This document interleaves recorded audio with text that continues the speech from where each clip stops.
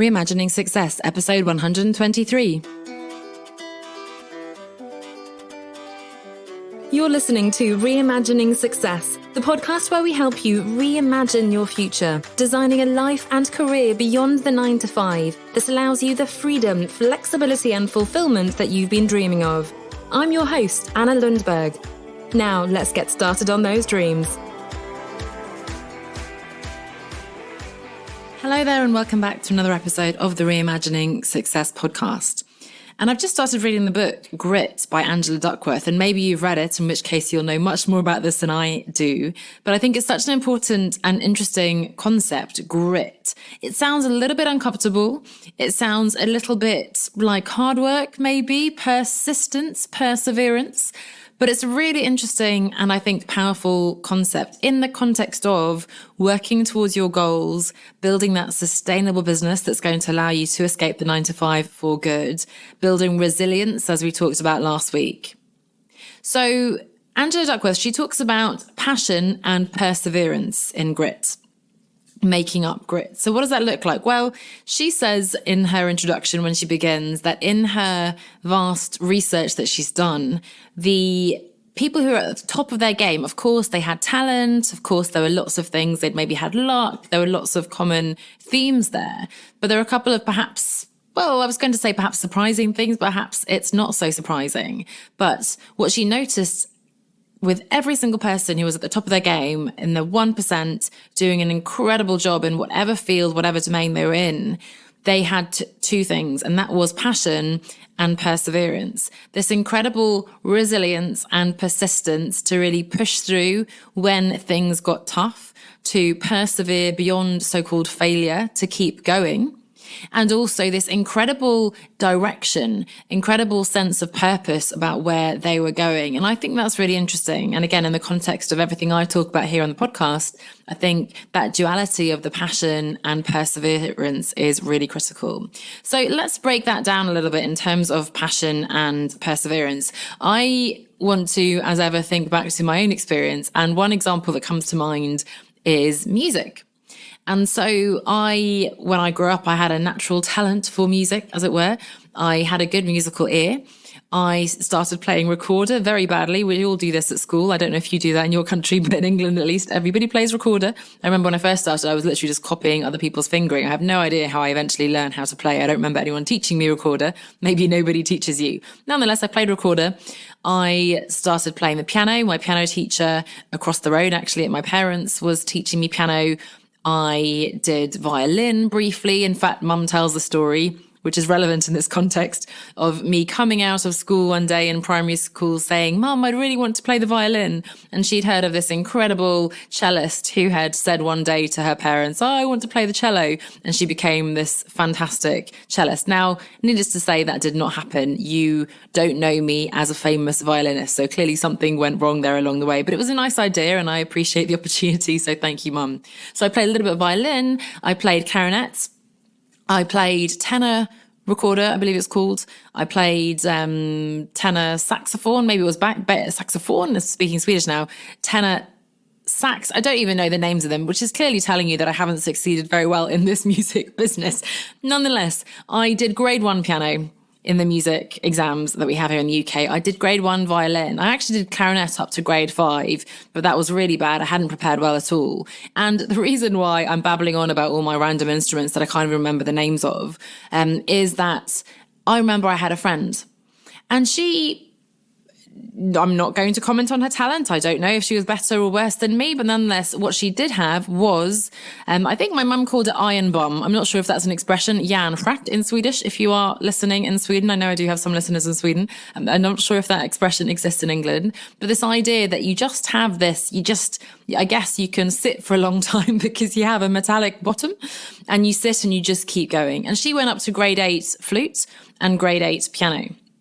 Now, does it matter if we go up to grade 8 flute, grade 8 piano? I think getting into universities and jobs, that shows an amount of, let's say, grit, perseverance, hard work, commitment, and so on. I feel like I was a bit more flaky. The fact that I did a little bit of this, a little bit of that, and the fact that I didn't continue. I didn't take one thing and get really good at it and then move on to the next thing. I just dabbled a little bit.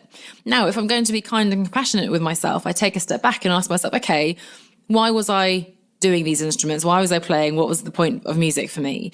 And for me, it was the fun of it. I loved musicals. I love singing still. I loved playing, but I wanted to play Disney at the time. I wanted to play musicals. I did not want to do the scales on the piano. I did not want to practice the arpeggios or whatever else I needed to learn in order to do the exams and the theory and do the classical pieces. Now, you could say that I was lazy. You could say that I didn't have that grit, but let's break that down again into the passion and perseverance that I mentioned at the beginning that Angela Duckworth talks about in her book.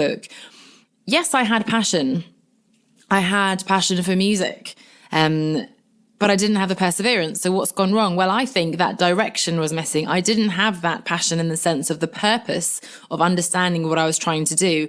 I think, again, if I'm going to be kind to myself, if somehow somebody had helped me to understand that I needed to learn those scales and arpeggios and theory and classical pieces in order to get good enough so that I could then play my Disney and musicals perfectly. To be honest, a bucket list goal for me would be to sit down at one of those pianos in a public place and just play a beautiful piece, confidently in my own little world. And I'd sound amazing and people would listen and they go, wow, she's incredible.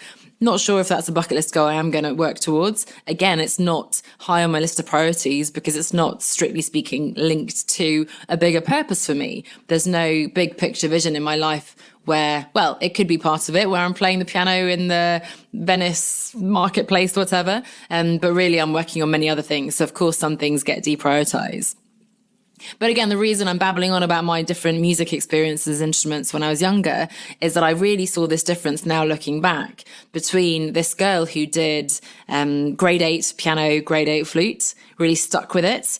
And either because her parents made her or because she realized the importance or she had a great teacher who inspired her, whatever it was, she somehow stuck with it and succeeded in finishing those and really getting that to the highest level that you can. And I'm sure she can now play piano very well and do that whenever she wants to. And flute is maybe a bit trickier, but I'm sure she could pick that up as well if she wanted to. Whereas for me, I have my piano in my study, in fact, usually, except that I'm in the middle of a move still as I record this. And yet I only sit down now and then and I'm sight reading. I enjoy it, but what I wouldn't give to have practiced and learned much better. Now, also, again, to think about this from a different perspective, it's not just understanding that I needed to do the scales and so on. Maybe somebody could have come with a more creative approach and realized that what I wanted to do was this Disney and musicals, and they could have helped me through that and not force me to do. Why do I need to do grade 8, right? Why do I need to do those exams if I'm not planning on having a classical education? Help me to understand you don't need to do that stressful process of testing your skills, but let's work on the scales because that's going to help you with the fingers and understand, and et cetera, et cetera. So an example of me not having that grit. But what about you? Can you think of an example from your childhood or your maybe more recent experience as well? Is there something that you wish you had done, something that you really didn't stick with? And yet now, if you think back, hang on a second, you begin to understand why that was. So again, let's look at the passion and the perseverance. Now, passion, as I understand it, it's not about that cliched advice of you should follow your passion, follow your heart's desires. Now, I happen to believe, as I'm sure you do, I hope you do, that following your passion, being passionate about something is going to help you have the grit, have the perseverance, have the sense of purpose and the enjoyment for this to be sustainable. But that's not to say, I'm passionate about photography, therefore I must build a photography business. The point, I think, is that you need to be passionate about whatever it is that you do choose to do. So if you decide to be a careers coach, then be passionate about that. Be passionate about the amazing difference you can make in your clients' lives. If you're a virtual assistant, be passionate about the time you're saving people, the incredible attention to detail you're going to have, the massive help you're giving someone to free up their time and space to focus and energy to focus on what really matters for them. So whatever you choose to do, be passionate about that. So again, it's not about just saying, I'm passionate about Disney, therefore I should work at Disney, or I'm passionate about cakes or whatever it is, right? It's really thinking, okay, whatever I am going to do I have the passion? Do I have the purpose, the sense of direction, the understanding of why I'm doing this? It's meaningful to me. I can see the big picture. I can see the future me. Last week, in last week's episode, we talked about what the future me would do. So I can really see the business, the lifestyle that future me would have. And that motivation is going to intrinsically pull me towards this bigger future.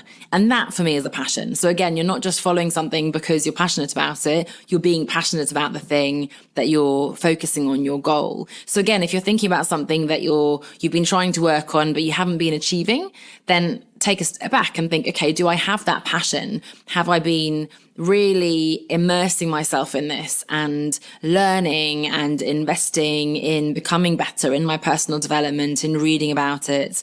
Have I been really dedicating time to master this and as such become really passionate about it? Because I do think there's a link between being incredibly good at something and being able to enjoy it. So that's the passion side. Now, what about the perseverance? Now, you need to keep that passion, keep that purpose in sight in order to persevere, in order to have the resilience that we've talked about the last couple of weeks as well, in terms of the ups and downs of your business. Inevitably, there will be tough times, and we need to be able to respond to those. We need to persevere even when we don't do as well as we thought we would. So I keep repeating it, but that's what we're talking about today, the passion, the perseverance. Let's look at these through the lens of building your business. Let's look at passion. I mentioned the virtual assistant, for example. I mentioned a coach. If I look at my business, even in the smaller perspective, we're assuming now you know what you're doing in your business. You have your business idea, your niche, whatever. If I have a project, okay, I'm going to create this self-directed course this year. I'm going to write this book. I need to really be clear on what purpose that book is going to serve, what role is going to have in my brand ecosystem. It's going to reach a different demographic or a group of potential clients who are further along than my previous book. It's going to be a calling card for me in terms of authority and credibility. It's going to be sort of a point of market entry product for people to get, spend $7.99 on Amazon for the paperback or whatever it is, Kindle, possibly even read it for free on Kindle. And then that will be an entry into my community. The book is going to link into encouraging you to join my Facebook group, the One Step Aside Facebook group. Ultimately, it's going to lead to that course that I just mentioned as well. Where does that course sit in my business structure and strategy? Well, I want to have, again, this self-directed course, which is for people who are earlier on in the process. They're not ready yet to invest in working one-to-one with me, working in a more dynamic context in one of my group programs, but they could still benefit. And once they have done this course, they will be ready to join the accelerator, for example. So already, in fact, my voice is getting passionate because I'm really excited about this. I can see I've talked myself into, of course, I need to work on these things. They're so important. I can see exactly where they fit in the hierarchy of my products and packages. I can see they're going to reach this new audience. I can see how amazing I'm going to feel once I have this another book in my hand. And it's going to just open up so many opportunities for me in terms of this slightly different aspect of the message that I have in terms of building a sustainable business that's going to allow you to escape the 9 to 5, not just taking that decision to quit your job, but actually to make it happen over the longer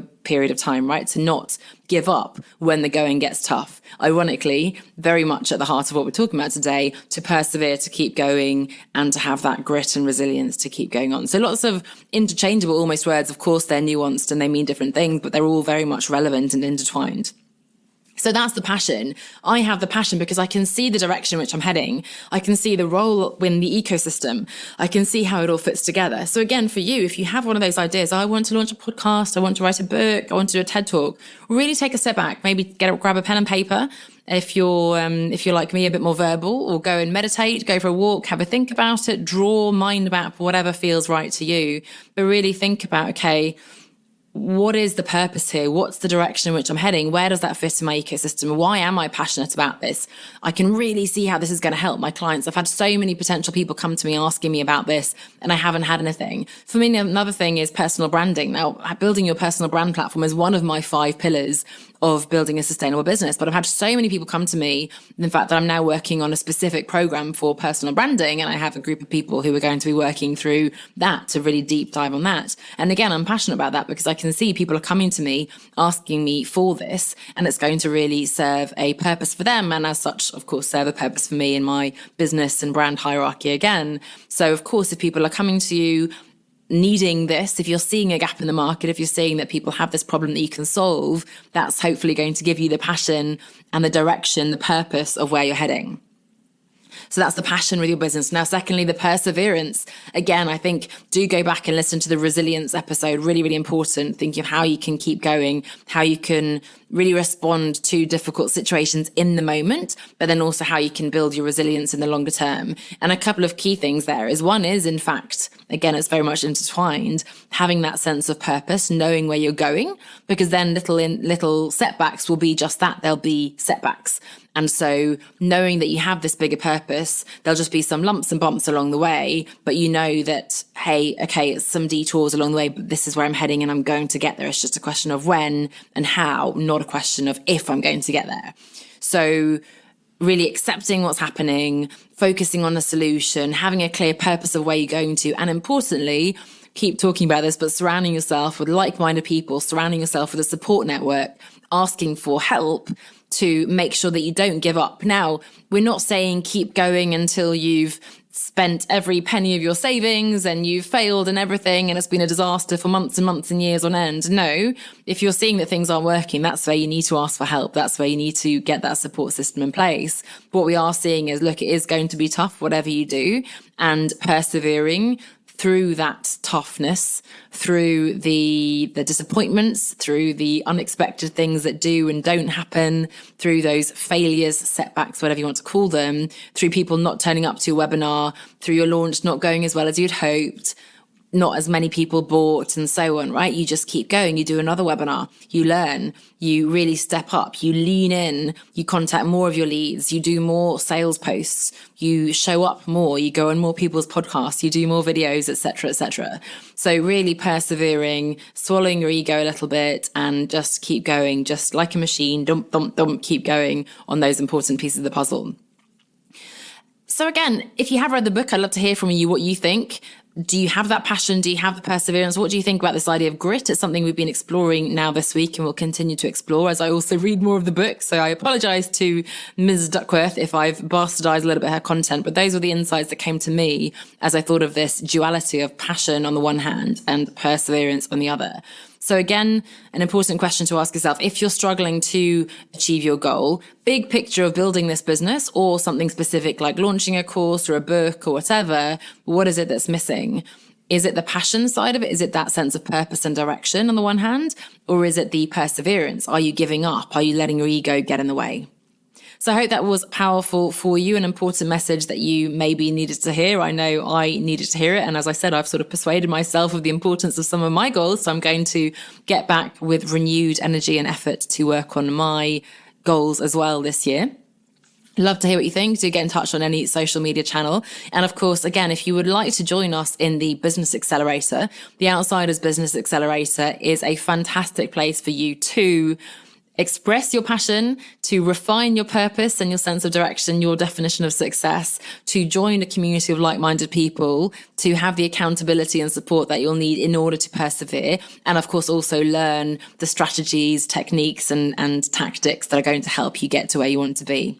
So you can find out more about that at onestepoutside.com/accelerate. I'd love to work with you and help you achieve your goals that are meaningful goals that are really going to make a difference from you in your life and in your business. Thanks so much for listening. Thanks so much for listening. I wish you lots of passion, perseverance, and overall grit in working towards your goals. Remember, that's what's going to make you successful, whatever success means to you. I'll see you next week. Bye for now. Are you ready to build and scale your business to achieve everything you dreamed of when you started without sacrificing your personal life and your sanity to do so? The truth is that escaping the 9-to-5 is not just about saying, I quit to your boss, or putting up a website and ordering a set of business cards. A sustainable escape requires you to design and build a viable business that consistently brings in income and that fits in around the other priorities in your life. Join us in the Outsiders Business Accelerator to get ongoing coaching, training, and mentoring to help you create a long-term brand and business that works for you. Read more and apply at onestepoutside.com/accelerate. That's onestepoutside.com/accelerate.